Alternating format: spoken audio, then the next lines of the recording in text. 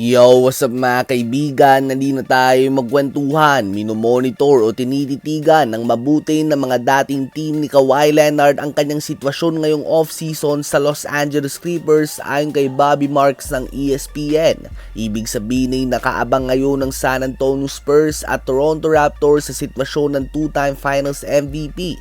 Well, si Kawhi Leonard nga ay malayo pa sa pagiging laos. In fact, last season nga ay nagkaroon pa lamang siya ng kanyang best regular season performance, averaging 28 points, 6 rebounds, 4 assists, 2 steals and only 2 turnovers per game. Naglaro din nga siya ng 65 games.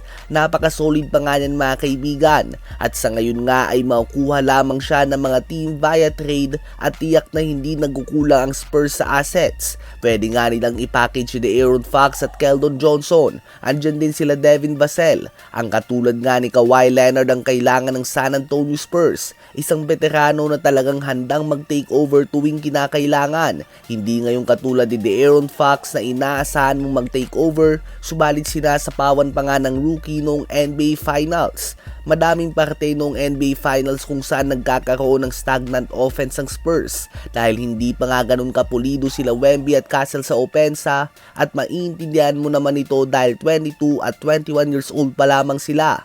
Kaya naman madalas silang makambak ng New York Knicks dahil napapako nga ang kanilang scoring.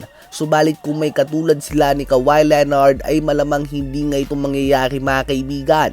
Bukod dito ay hindi niya din kailangan na magtrabaho ng todo sa regular season dahil napakabata pa nga ng mga Spurs players. Ang mga bagito na nga ang bahala sa regular season mga kaibigan. At isa pa ay just imagine kung gaano kalakas sa depensa ang isang lineup na may Stephen Castle, Kawhi Leonard at Victor Wembanyama. Tatlong player nga yan na pang first team all defense ang depensa, kaya naman tiyak na magiging kaabang-abang kung sakali man nga na talagang gustuhin man ng Clippers na gawing available si Kawhi Leonard sa trade market matapos itong bigo na mapangunahan ng Clippers na makapasok sa playoffs for the first time sa kanyang career.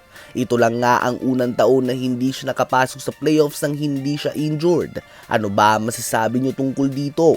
Habang ngayong opisyal nang nalipat si LaMelo Ball patungo sa Minnesota Timberwolves, ang Charlotte Hornets ay agad nang kinandadong isa pa nilang guard Kobe White sa isang 3 years $74 million contract. Noong 2024-2025 NBA season nga ay nag-average ito mga kaibigan ng 20.4 points, 3.7 rebounds and 4.5 assists per game para sa Chicago Bulls. Kinandado na nga nila ito mga kaibigan at ngayon ay may projected starting 5 na sila nila Kobe White, Brandon Miller, Con Canupel, Miles Bridges at Naz Reid. Solid lineup offensively, subalit questionable ito kung depensa ang pag-uusapan. Matapos ang LaMelo Ball trade ay nakatingin na nga ang Charlotte Hornets team na ito sa future at sa kanilang mga draft picks na nakuha. Ano ba ang masasabi nyo tungkol dito?